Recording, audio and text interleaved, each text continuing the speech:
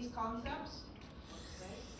So as an exercise, fill in the blanks. So these are the terms. Match them here with the blanks here. Just again to jog your memory.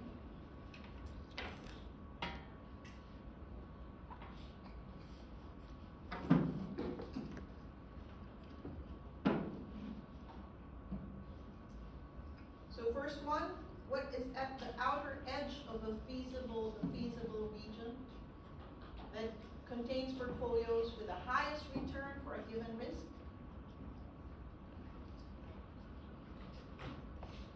Which one is that? You have 4 choices.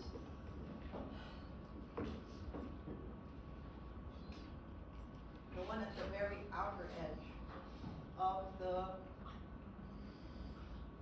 feasible region that gives you the highest return for risk. Sorry? Efficient frontier.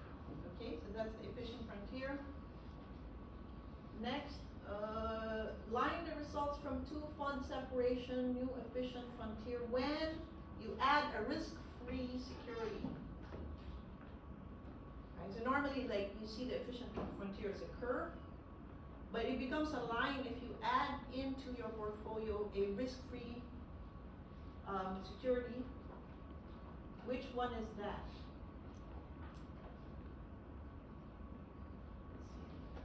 CML, right? The capital market line. Okay, so again, well, hopefully it's obvious because it's a line. The risk that's unique to the security that can be diversified away, unsystematic risk. Okay, and then the last one, no choice, that's the risk-free asset. Okay.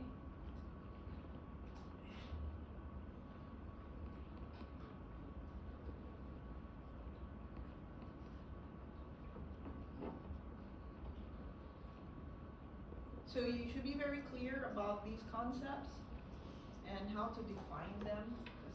This again is a typical type of question where they'll ask you to explain the concept. Okay. So as I mentioned earlier, it's the outer edge of the feasible region. So the red, okay, I couldn't draw it perfectly, but it's that red line that is the outer edge, which gives you, in other words, for the same amount of risk, it gives you the highest return.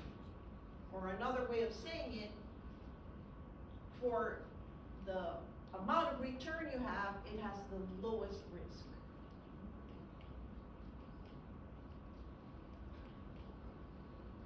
All right?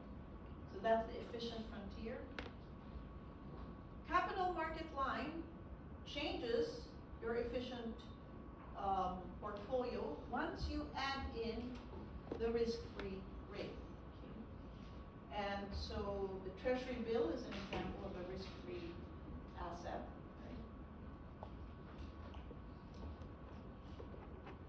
Right? So therefore, the capital market line is a combination of the risk-free asset and the risky portfolio, which hopefully lies tangent to your efficient frontier. Because you want it to be the topmost, right? For the amount of risk you're taking, it's way at the top. Return. Highest return you can achieve for the risk you're taking. So this is the capital market line. Right? So it kind of changes once you add this so-called 2 fund separation. You add in a risk-free asset to the mix. Okay.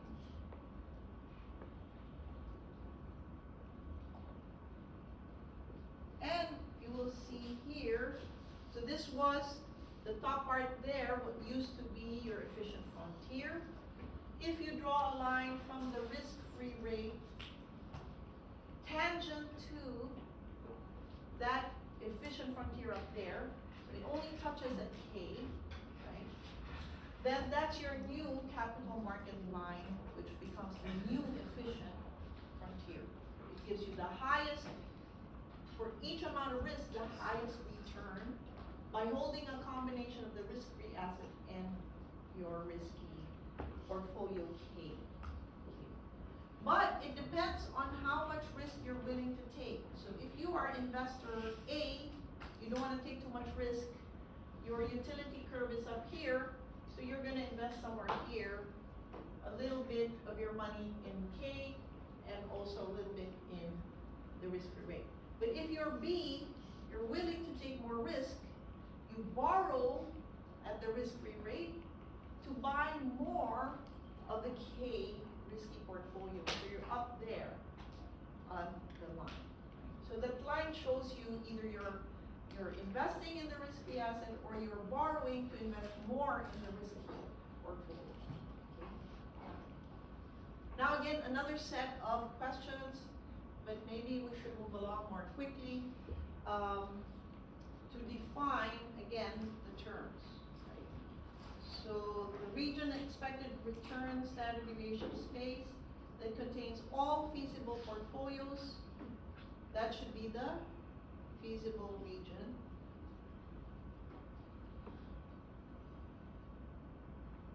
Then the market risk premium and the market portfolio. I just want to highlight mainly the security market line. What is the difference between the capital market line, since you just change one word, the capital market line versus the security market line? What is the difference? Now, of course, you say that's the CAPM, right? And so, but when you graph it, what is the difference between the capital market line and the security market line? Anyone? Because they're also a combination of risk versus return, right? But what's the difference between the CML and the security market line? So if you notice here, where's the CML? The CML, you graph the standard deviation versus your expected return, right? And that's the line from the risk-free rate to your so-called market portfolio touching that efficient frontier. Now, the security market line is the line of the CAPM. So what's the difference?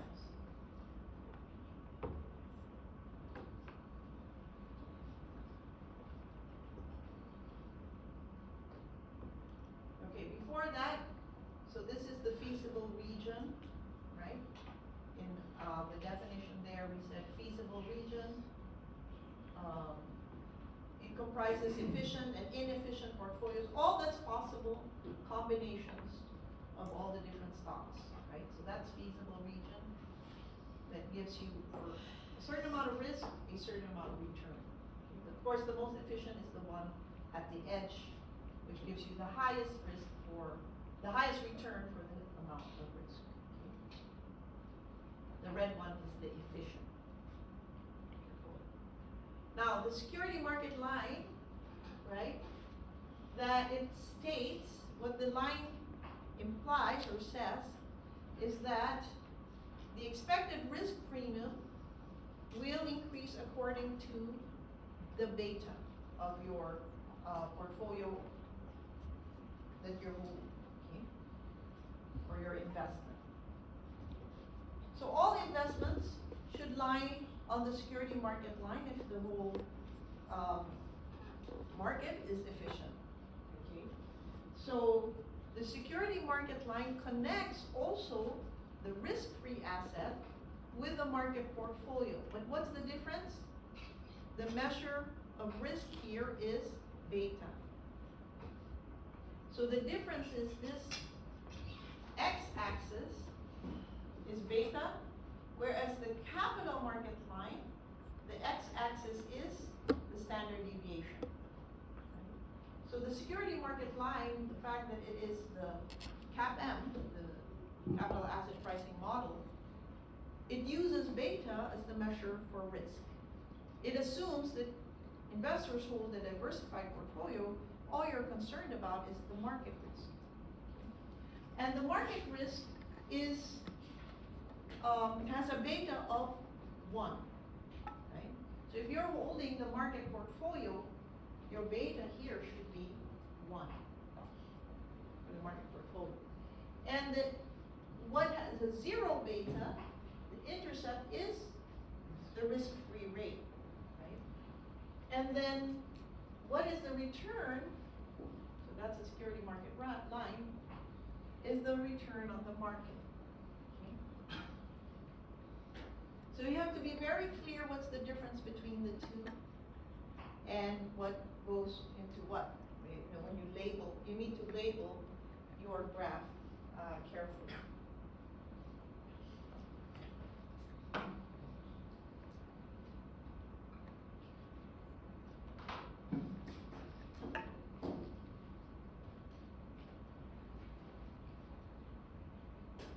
Okay? All right.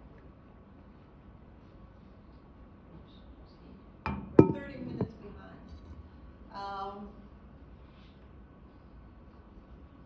Okay, so in CAPM, investors have diversified away specific risk, right? And investors are only compensated for holding market risk. That's why the beta is the correct measure of risk, not the standard deviation. Because the question is, why under CAPM, standard deviation is not the correct measure of risk? For CAPM, the correct measure is beta. Because you're only concerned about market risk, you assume that they have diversified away the unsystematic risk. All right?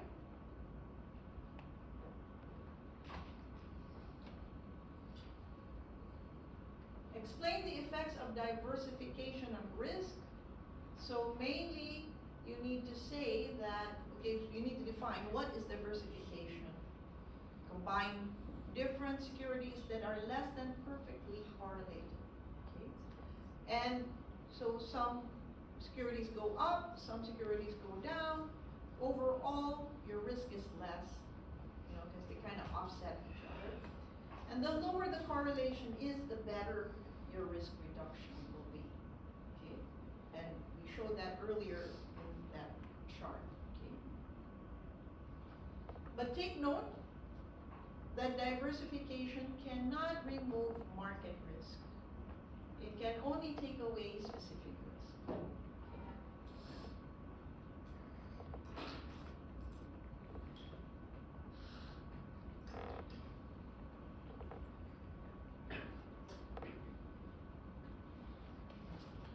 Okay? Also, it would be good if you draw a diagram.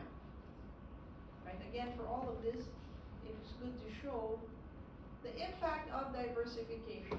Right? So the more and more securities you have, the less and less your specific risk will be. And all you're left would be to have market risk.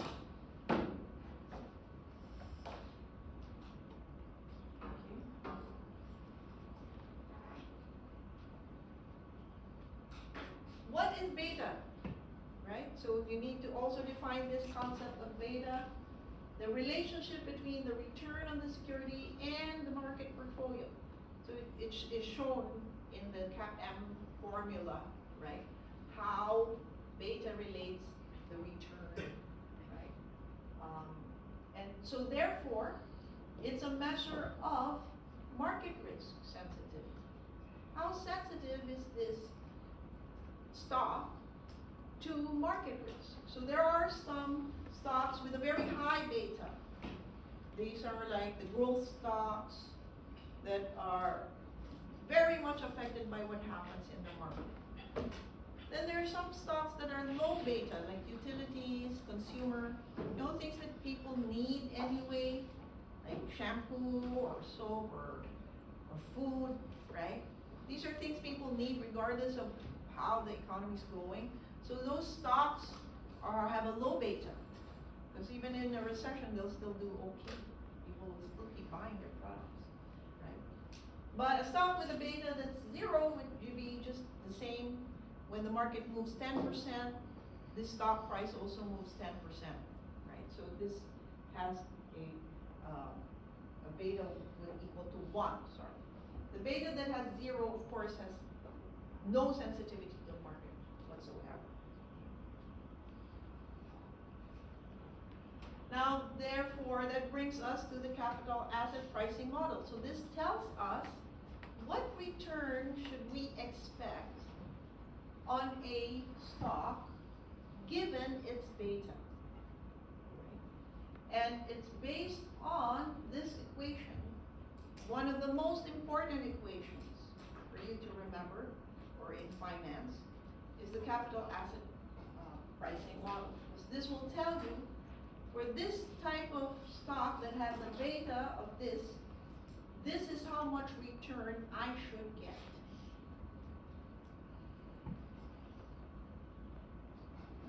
So it's simply a function of the risk-free rate plus beta times the risk premium, right? The how much you get the return on the market minus the risk-free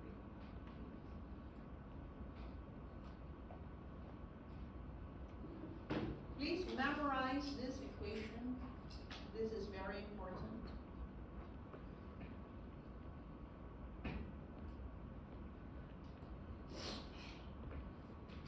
Okay.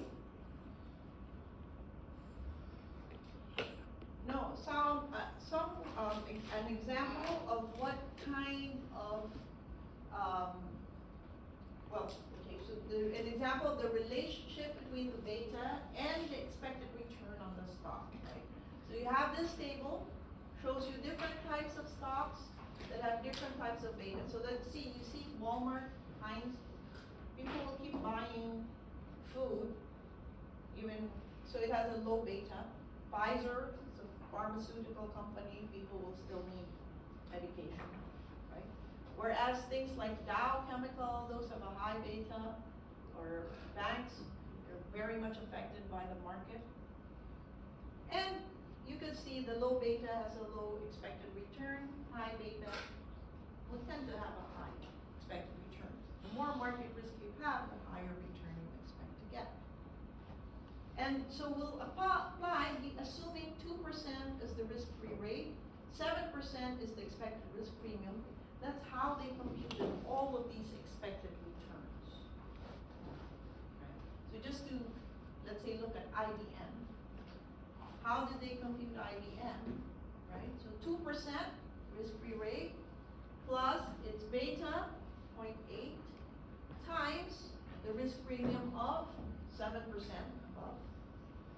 So you should expect a return of 7.6% on IBM. So they're simply applying the CAPM, the capital asset pricing model, to estimate what is the expected or so-called equilibrium return for these stocks, given what their beta is, given what the risk-free rate and the risk premium is. Okay?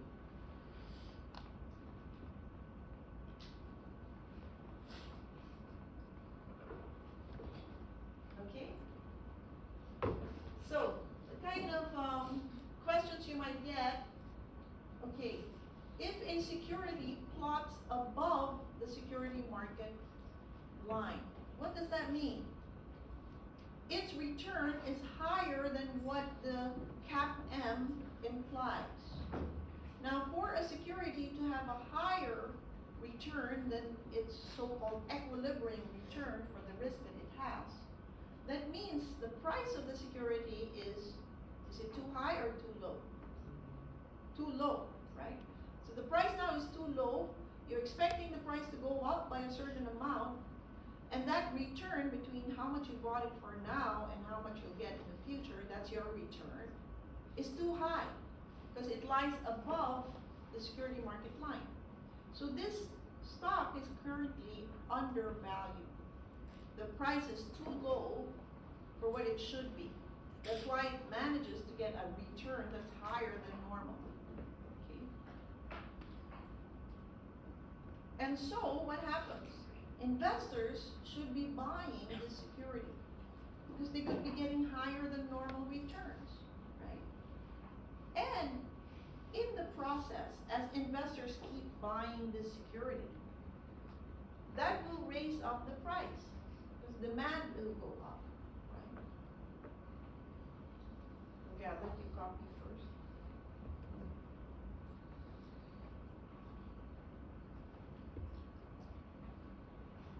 Okay, so it's important for you to understand this process. So for it to have a higher than normal return, that means it's undervalued. The price is too low. And because of that, investors will want this stock, right? It's cheap and it gives me a better return. But the more they want this to buy this stock, it will raise prices up. And when it raises prices up, that means the return will be less. Which means then it will go back in line to what it should be. Go back to the security market line. Okay? But this is an arbitrage where investors are able to potentially get higher than normal returns. Okay? But over time, arbitrage will bring prices back in line and returns should go back to the security market line in equilibrium. So one way is to visualize this, right? Let's say your security has that beta versus return, right? So the beta is here for this security, but its return is so much higher than what it should be, as implied by the CAPM in the security market line, right?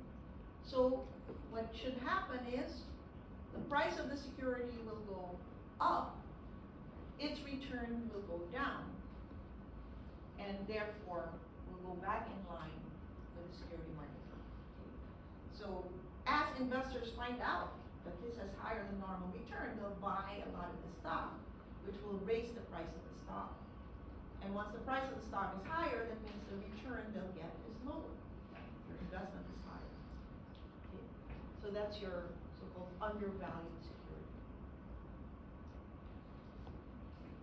Okay, so then another way that they want to see whether you've memorized the CAPM is to tell you, like, what is the market premium, what is the beta, so they'll give you this kind of problem, right? Stock with a beta of 0 has expected return of 4%. What is that? That's the risk-free rate, right? Because it has a 0 beta, that's the risk-free rate, so 4%.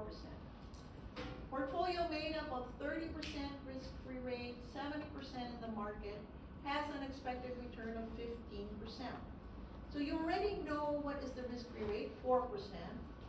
Then you already know the total portfolio of 15%. So you can solve for the market return, right? So from I, you get the risk-free rate is 4%, right? This you need to remember. From B, you know how to compute for the portfolio returns. It's simply the weight, 30% risk-free, 70% on the market. The total portfolio return is 15. You can solve for the market return. Right? So you need to kind of know a few steps to do this. So this is your market return. The question is, what is the market risk premium? Right? And so basically you use this computation.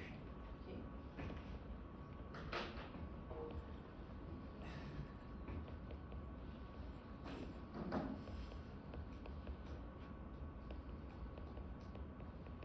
All right. So you need to kind of know, okay, since it's beta 0, that means that's the risk-free rate. Oh, so this portfolio, 30% in the risk-free, 70% in the market, has a total expected return of this. So you solve for what the only thing that's missing is the return in the market portfolio. Then from there, you just take the difference between the return in the market minus the risk-free rate. That is your market risk premium. Right? So you you kind of need to understand the concepts quite well to make these computations, right?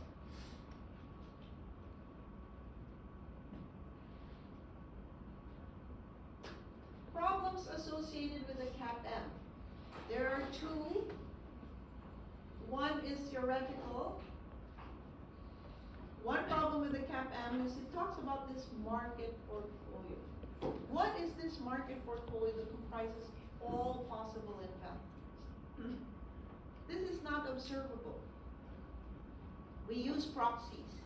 We use like the stock market index, for example.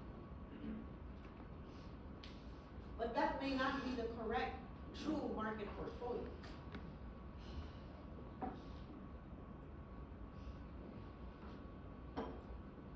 Second problem with it is that there seems to be evidence that there are other factors that can predict returns better, okay, or explain returns better. So just to expound on those two, using market portfolio proxies makes it impossible for us to test the CAPM, because you don't really know what is the true market portfolio. You're just using some stock market index. That might not be the true market portfolio. So if you have a result that says no, market is not efficient according to CAPM, it may simply be due to the fact that you're using a market proxy. That's not the true market portfolio. Or it may be true indeed that the market is not efficient according to CAPM. But you don't know for sure because you're using only a market proxy. So you can't test it. You can't test the CAPM fully because you don't know fully the true market portfolio. Empirical evidence, there are other factors other than beta that explains returns. Okay? So this is based on actual numbers. When they look at actual returns versus expected returns, there seems to be other things that affect returns. All right, so finally we're moving to chapter 9. There's 13 minutes left for chapter 9. Well, hopefully it's a more recent chapter that we've covered. And basically for chapter 9, we're saying, what kind of information goes into pricing securities? How good are financial markets in pricing securities? Do prices reflect all available information? So here we come with this concept of the efficient market hypothesis. Efficient market hypothesis. Then this chapter discusses what are the evidence for or against this efficient market hypothesis. Now, the conclusion is, it's a good starting point, but it doesn't tell the whole story, right? Also, one key thing to note is we're only talking about information efficiency, that prices reflect, that prices are unpredictable, but it doesn't mean that prices are correct. Okay, so we need to be very careful what we mean by efficient markets. And then there's a branch of finance that goes more into psychology, because they realize that people aren't fully rational, right? So then there actually are all these anomalies. All right, so a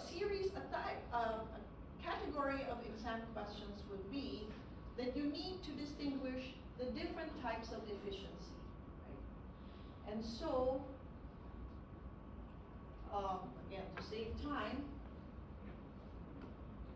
the ultimate type of efficiency is allocative efficiency, where savers allocate their money to the best possible investments with the highest return. Right? That's the ultimate goal. But that doesn't always happen. People invest the most productive investments. Right? For that to happen, you need to have valuation efficiency. Right? For you to be able to know to invest in the best projects with the best returns, you need to have valuation efficiency, which means the prices of assets are correct, so-called correct, right? Fair, based on their true value, based on their expected future cash flows. That's the correct valuation. But that's a bit too strict because we know that there are bubbles, right? So there are times when prices are totally off, not correct. Now, for both of those to be true, you need, at the very basic form of it, informational efficiency, that prices should reflect all available information right now. Okay. And that's what we're talking about. That's basically what we need. That prices fully reflect all available information now.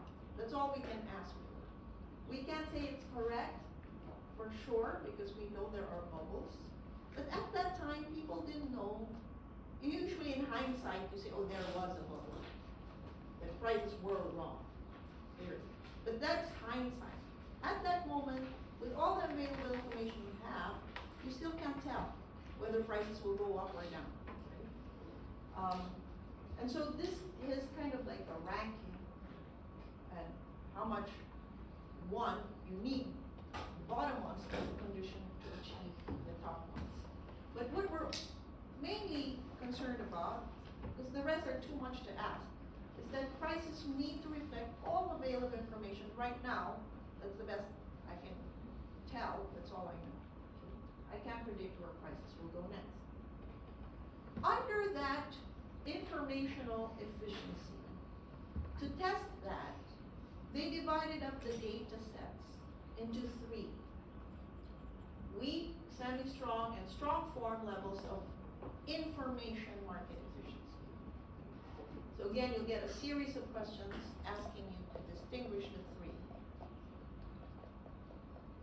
And basically, these are the three data sets to test how efficient is the market. Is it weakly efficient? Or is it strongly efficient? Strong means all private and public information. Even private information is incorporated in the prices of securities. Semi-strong means reflect all publicly available information.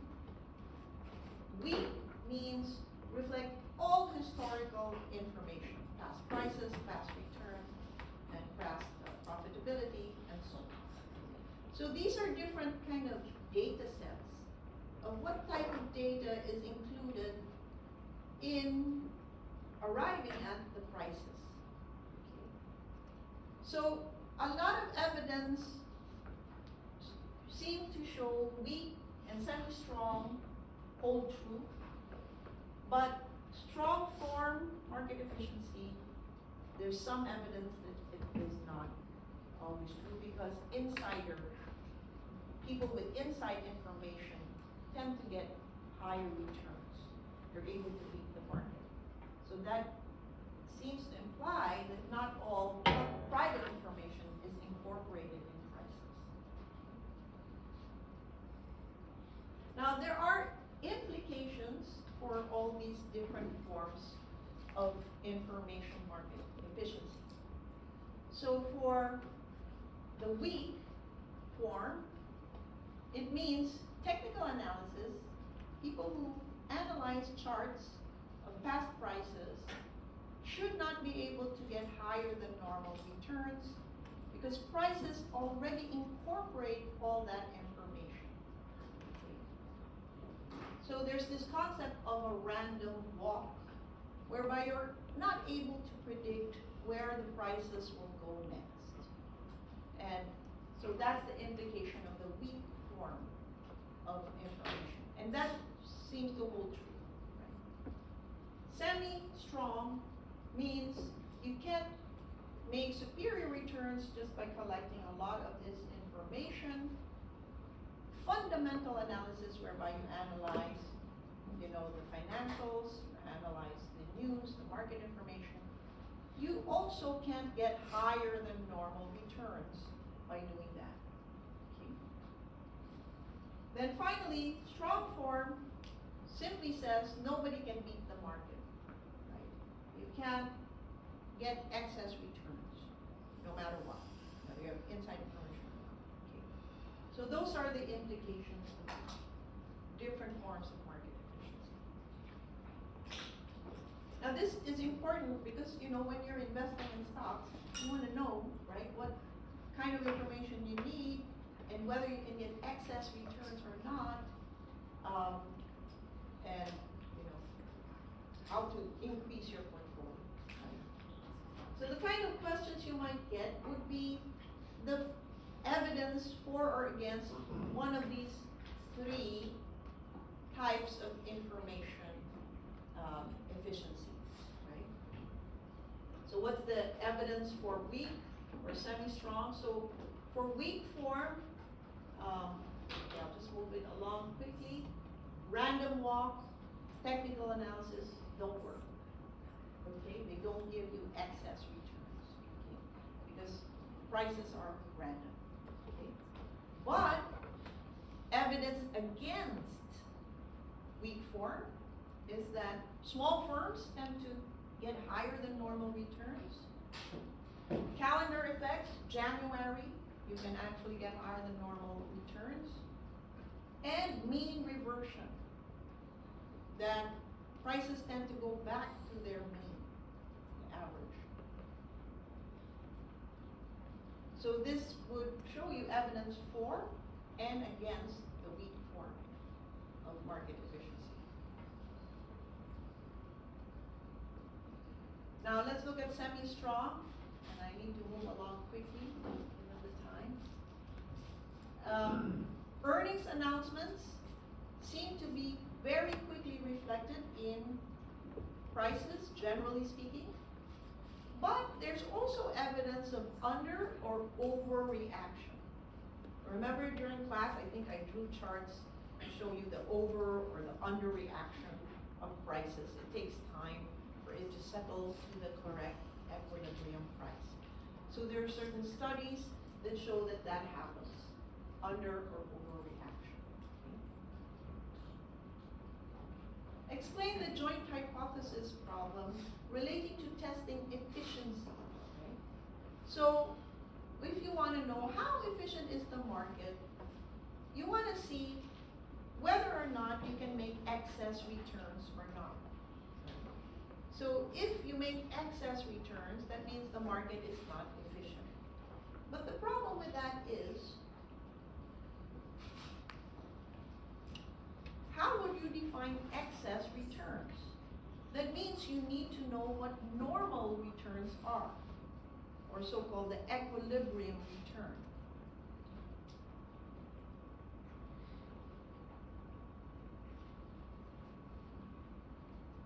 Okay, I'll give you time to copy.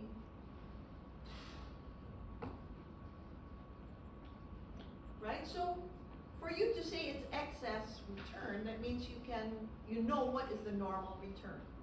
Problem is, what if your computation of the normal return happens to be wrong? Who are you to say that's excess return, right? If you can't be sure what is the normal return. So therefore, again, it's not testable. Because remember, we're not able to test the CAPM, right? And the APT. So you don't know whether the CAPM is wrong. That's why you may look like you have excess return, but you don't actually have excess return, right? So this is the so-called joint hypothesis problem. All right, so I think we discussed this in the notes. Basically, again, it's hard to test. Because it depends very much on the model that you're using to compute for normal returns. So these are different evidence, they tested and they found that these are some unfavorable evidence, meaning evidence against market efficient market hypothesis, right? So these kind of, you need to be familiar with them because sometimes they ask one of these things or two of these things in the exam for you to explain one or two of these, right? Now we'll look at the concept of bubbles. Financial bubbles do happen, right? So what is a bubble? When the price has gone up so much, people can borrow easily, they keep buying houses, prices of houses go up, or stock prices just keep going up, which cannot justify why those stock prices are so high, right? And it has happened quite a lot in the past, right? Eventually the bubble will burst because they've strayed away from their actual correct market value. Then you can read up on these phases. Related to that, why is it that common stocks are very susceptible, easily prone to bubbles?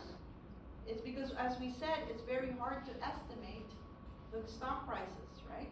Because it's hard to, like just looking at that Gordon-Rolls model, right? They mentioned the Gordon-Rolls model. To value the stock, you need to know what is the growth that will be the growth rate forever. Sorry. What is the risk of that stock, which will determine the discount rate? And how much dividends will it pay? Any little tiny change in any of these assumptions will change the price of the stock. Just even a 1% change in the growth rate or 1% change in the discount rate will significantly change the price of the stock. That's why you can have all of these kinds of bubbles.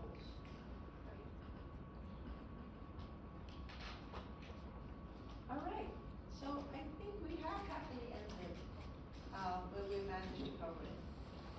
I just wanted to show you, please do check the VLE because they come up with the latest announcements, right, on assessment instructions. Right?